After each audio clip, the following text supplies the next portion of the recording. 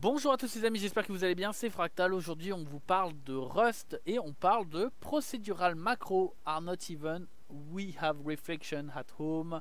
Donc on parle des macros en Rust et cette histoire de la réflexion. La réflexion, c'est quelque chose qui est une feature de certains langages qui permet d'évaluer et de récupérer des informations at runtime sur les objets. C'est quelque chose qui n'existe pas en C++ et que beaucoup justement de jeux et de game studio réimplémentent parce que c'est quelque chose qui est apparemment important.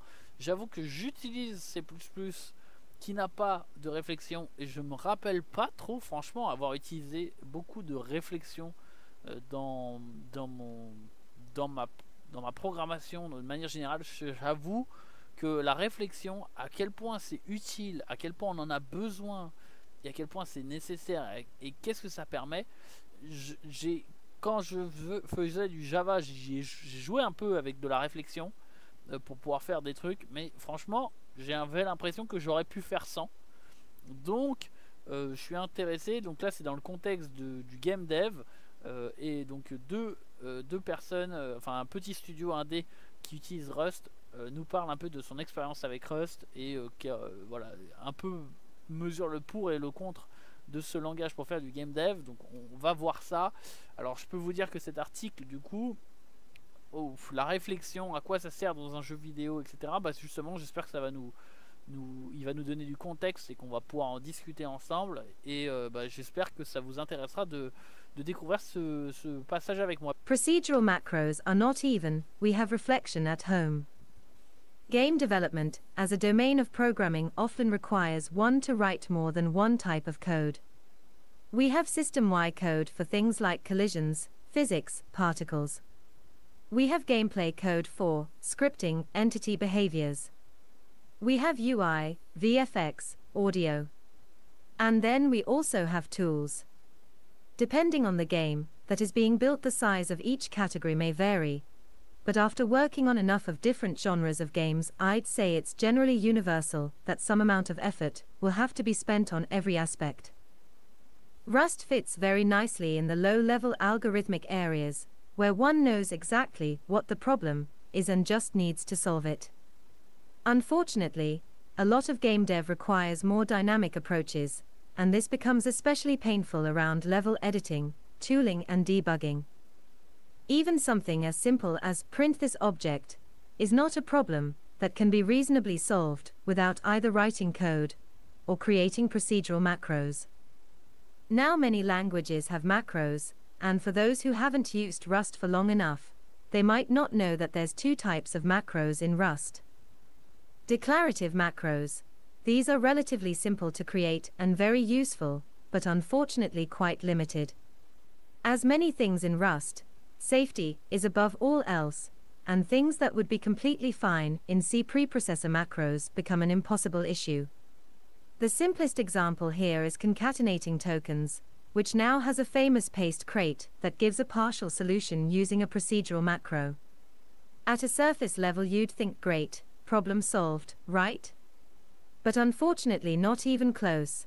For example, things like nesting and mixing procedural and declarative macros together isn't always going to work, and it's not even obvious what's possible, and why until a lot of time is spent on figuring out the technicalities.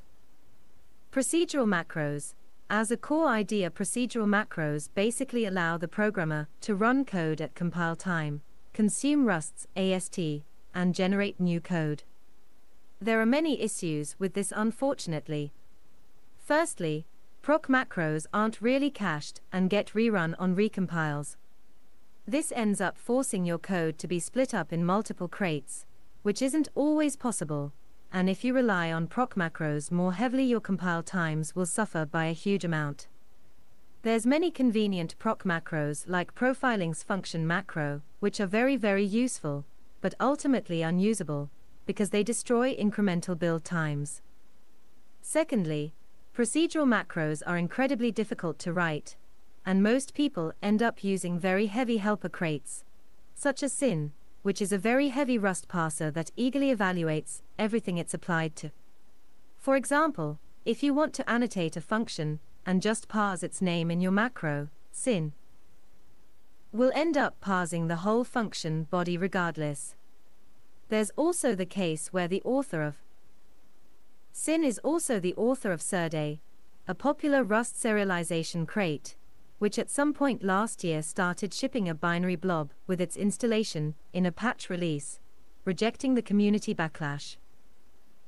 This isn't really a case against Rust, but I feel it should be mentioned, because it shows how a big part of the ecosystem is built on libraries made by single developers who can make potentially dangerous decisions. Of course, this can happen in any language, but in terms of procedural macros, this is very important, because almost everything in the ecosystem uses crates made by this specific author, Sin, Serde, anyhow, this error, quote. Effectivement, le langage Rust a un écosystème pas forcément d'une maturité incroyable, et du coup les mainteneurs de package peuvent faire des erreurs. Franchement, je comprends que juste de ça, moi, que les macros c'est un peu le bordel, et que surtout à compile time tu payes en temps de compilation d'utiliser des macros, et potentiellement du coup t'en as besoin de ces macros pour coder en Rust. Et donc c'est à... Ok, ils ont des macros en Rust, ils doivent être safe, et ça te bouffe, ça te fait chier au niveau de la compile time, donc du coup il vaut mieux pas les utiliser, ou alors vraiment à des endroits très spécifiques. Ok, voilà. Après l'idée que voilà, l'erreur est humaine, potentiellement les gens font des erreurs, ils les corrigent, si ça a été corrigé, problème résolu, voilà. Even ignoring the above, procedural macros have a very steep learning curve, and they have to be defined in a separate crate. This means that unlike with declarative macros, where you can just create one, as if you were making a function, you can't easily just make a new procedural macro. In contrast, using reflection in C# is extremely easy, and if performance is of no concern, which it often isn't in cases where reflection is used, it can be a very quick and useful option for building tools or debugging. Rust doesn't offer anything of the sort, and the last approach for compile time reflection has been basically cancelled in one of last year's Rust dramas. As this article aims to remain technical, I don't see much value in explaining the drama in detail, or trying to take sides, because while all those are of varying importance to different people, practically the consensus in the community is that there is no more compile time reflection in sight in the near future, which is incredibly sad for everyone involved with the language.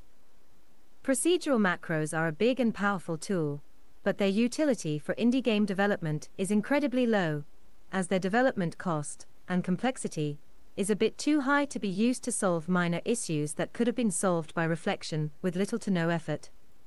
Bon, ce que je retiens de cet article, désolé, j'ai pas forcément énormément de connaissances sur la réflexion et à quel point c'est utile, c'est que C# a une très bonne, voilà, un très bon, comment ça s'appelle, une très bonne réflexion, et donc là où c'est utile, eh bien, C# le fait mieux que Rust.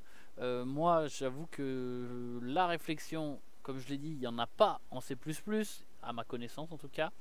Et donc c'est quelque chose qui est réimplémenté par les studios de jeux vidéo quand ils en ont besoin. Comment ils font ça? Où est-ce que ça, on se casse les dents? Et qu'est-ce que ça permet de résoudre la réflexion?